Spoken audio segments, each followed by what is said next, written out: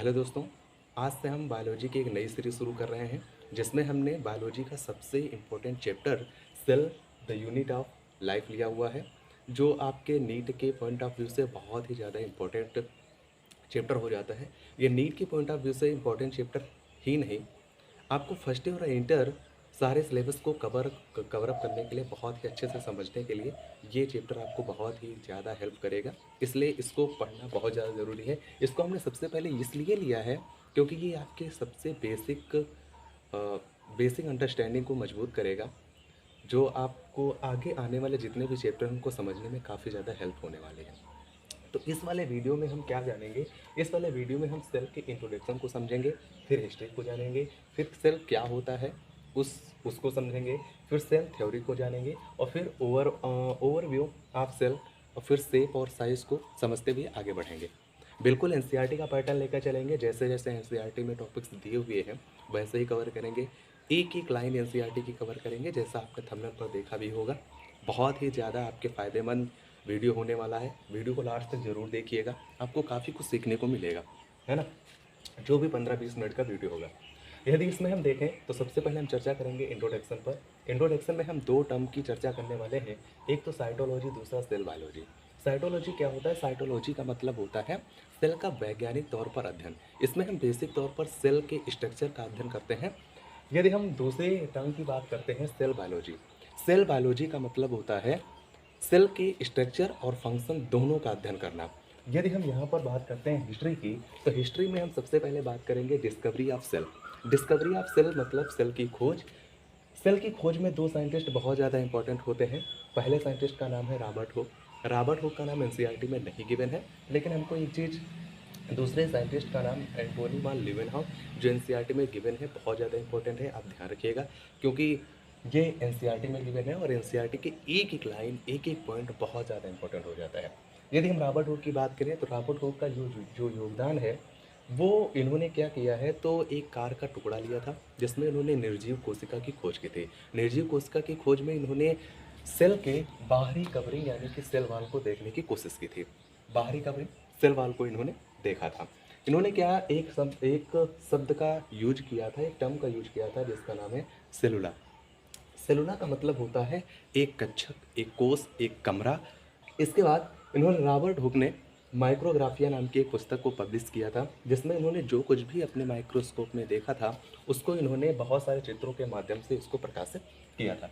यदि हम आगे बात करते हैं एंटोनी वान लीवेनहॉक की, तो एंटोनी वान लीवेनहॉक ने एक ऐसे सबसे पहले साइंटिस्ट है जिन्होंने लिविंग कोशिका की खोज की थी।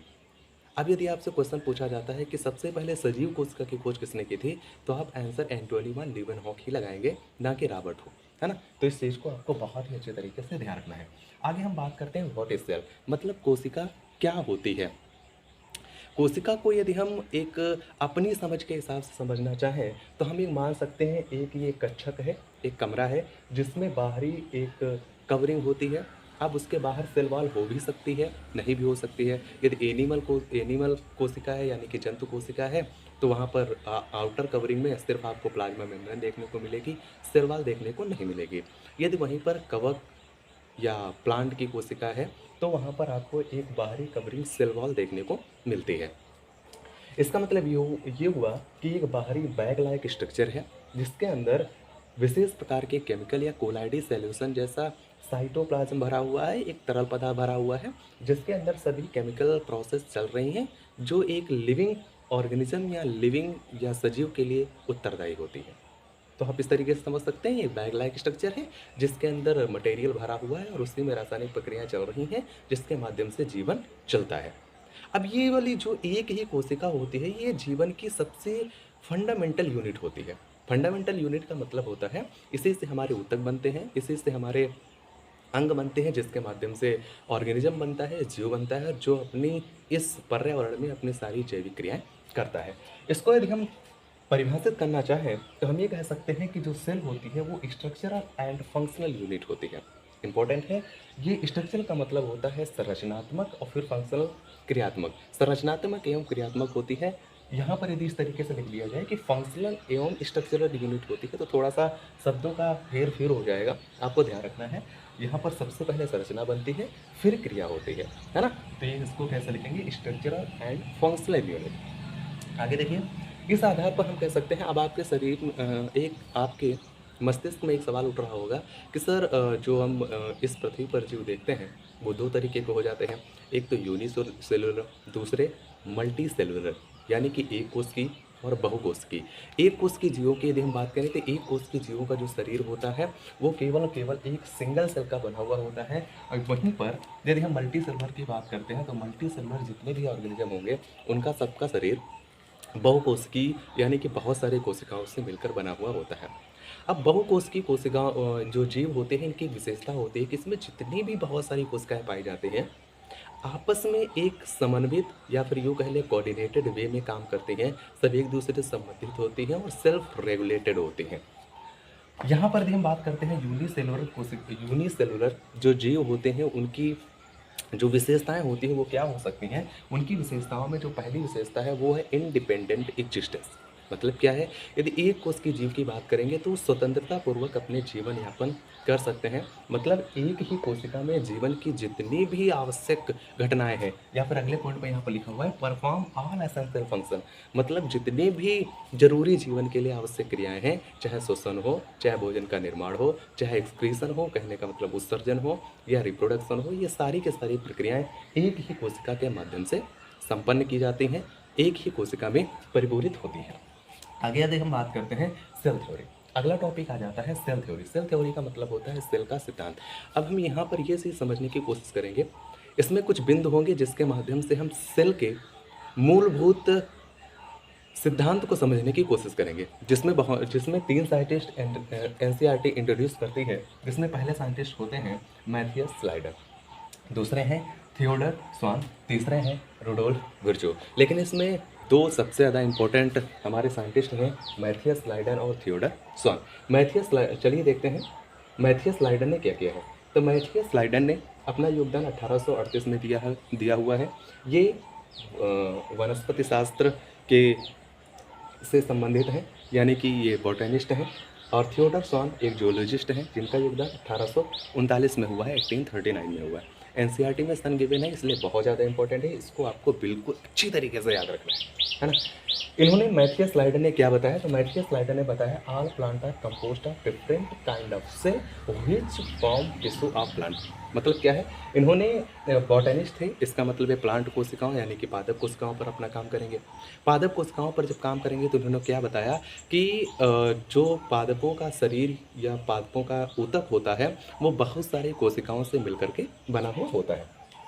इसके बाद जो थियोडर स्वान होते हैं, थियोडर स्वान एक जियोलॉजिस्ट हैं। अच्छा, एक पॉइंट यहाँ पर छोटा जा रहा है तो हम आपको बता दें कि मैथियस स्लाइडन एक जर्मनी के साइंटिस्ट हैं और थियोडर स्वान ब्रिटिश के साइंटिस्ट हैं। आपको ये भी ध्यान रखना है कि इसको आप कैसे याद करेंगे। तो मैथियस स्लाइडन का मतलब होता है खिसकना, है। तो जो खिसकने वाली चीज़ होती है उसको हमको जमाने की ज़रूरत होती है, तो इसको आप जर्मनी इस तरीके से भी याद रख सकते हैं। बस याद करने का थोड़ा सा तरीका है, बाकी आपको जैसे भी याद करना हो आप याद कर सकते हैं। देखिए, थियोडर स्वान ने अगला जो स्टेटमेंट दिया है वो दिया है, मतलब ये है कि ये जंतु कोशिकाओं पर अध्ययन करेंगे, क्योंकि ये जियोलॉजिस्ट हैं। तो इन्होंने अध्ययन किया है एनिमल सेल पर। इन्होंने ये बताया कि जो सेल की आउटर कवरिंग होती है वो प्लाज्मा मेम्ब्रेन होती है। प्लाज्मा मेम्ब्रेन होती है किसमें, एनिमल सेल में। इसके बाद इन्होंने बताया जो सेल वॉल होती है वो यूनिक कैरेक्टर होती है प्लांट सेल की। फिर उन्होंने एक हाइपोथेसिस दिया। हाइपोथेसिस में इन्होंने बताया hypothesis that the body of animal and plant composed of cell and its product. मतलब जो भी पादप और जंतुओं का शरीर होता है वो कोशिकाओं और उनसे उत्पन्न उत्पाद से निर्मित होता है, ऐसा इन्होंने थियोडर स्वान ने बताया है। बहुत इंपॉर्टेंट है, ध्यान रखिएगा कौन क्या कह रहा है। ये स्टेटमेंट में क्वेश्चन आ सकते हैं, इसलिए आपको याद रखना है। आगे देखिए रुडोल्फ विर्चो का योगदान क्या है। तो रुडोल्फ विर्चो ने 1855 में एक स्टेटमेंट दिया जिसका नाम है ओमनियस सेलुला ई सेलुला। इसका मतलब क्या होता है, यहाँ पर ई का मतलब एग्जिस्टेंस से है। कहने का मतलब ये है कि जो एक फाइनल कोशिका होती है, या फिर यूँ कह लें जो एक कोशिका बनती है वो अपनी पूर्व उपस्थित कोशिका से ही निर्मित होती है, यानी कि एक सेल अपनी प्री एग्जिस्टेंस सेल से निर्मित होती है।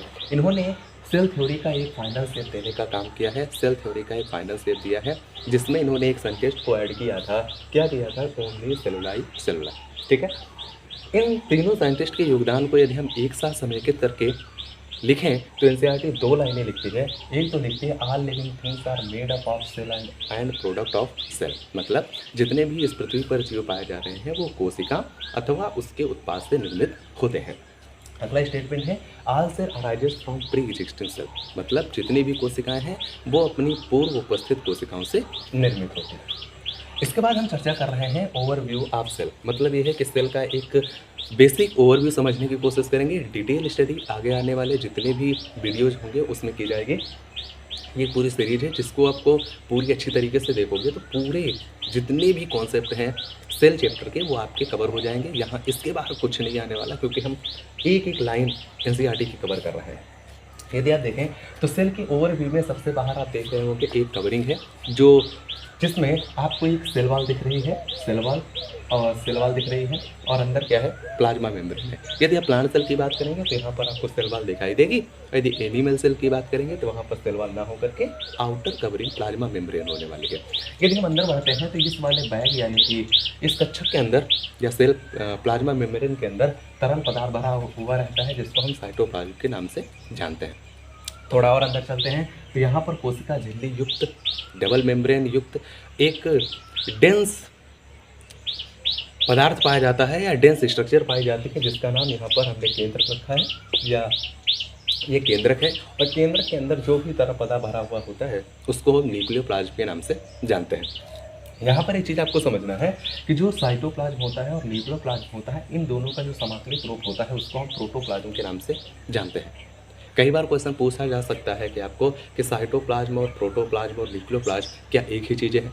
तो इसमें आपको बेसिक अंतर है, आपको समझना पड़ेगा। एक बार फिर से देख लेते हैं। साइटोप्लाज्म यहाँ पर जो केंद्र के बाहर तरल पदार्थ पाया जाता है उसको साइटोप्लाज्म कहते हैं। न्यूक्लियोप्लाज्म केंद्र के अंदर होता है और न्यूक्लियोप्लाज्म और साइटोप्लाज्म दोनों को यदि हम मिला करके लिखते हैं पूरी तरल पदार्थ को तो उसको हम क्या नाम देंगे? प्रोटोप्लाज्म। ठीक है। अच्छा, यहाँ पर एक चीज़ और आपको समझना है कि जो साइटोप्लाज्म है मतलब न्यूक्लियस के बाहर जो भी आपको एरिया दिख रहा है वो मेन एरिया है किसका? मेन भाग है, मेन एरिया है, मेन क्षेत्रफल है किसका?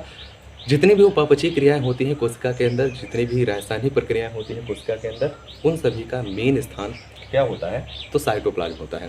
क्वेश्चन पूछा जा सकता है कि सेल के केमिकल रिएक्शन का मेन एरिया क्या होता है? तो आप बताइएगा क्या? साइटोप्लाज्म। ओके, आगे बढ़ते हैं। आगे हम बात करने वाले हैं शेप पर। शेप मतलब क्या है कि कोशिका के शेप पर चर्चा करेंगे। ये कितने तरीके की हो सकती है? यहाँ पर देखें तो इसका शेप डिस्क लाइक हो सकता है। डिस्क लाइक इसके हमने स्ट्रक्चर हल्के छोटे से बना दिए हैं तो समझने में सुविधा हो जाएगी। डिस्क लाइक मतलब प्लेट लाइक स्ट्रक्चर है। ये पॉलीगोनल यानी कि बहुभुजीय आकार की हो सकती है। कॉलमनार ये खंभे जैसी संरचना हो सकती है। क्यूबॉइडल मतलब ये क्यूब लाइक स्ट्रक्चर हो सकती है। थ्रेड लाइक धागेनुमा हो सकती है। इरेगुलर अनियमित आकार की हो सकती है। आरबीसी राउंड बाइकान्केव होती है।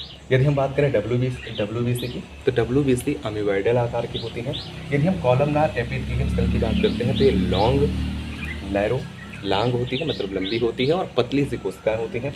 यदि हम नर्व सेल की बात करते हैं तो आपको पता ही होगा नर्व सेल बहुत ही ज़्यादा ब्रॉन्च और लंबी होती है मतलब ये शाखित और लंबी संरचनाएं होती हैं।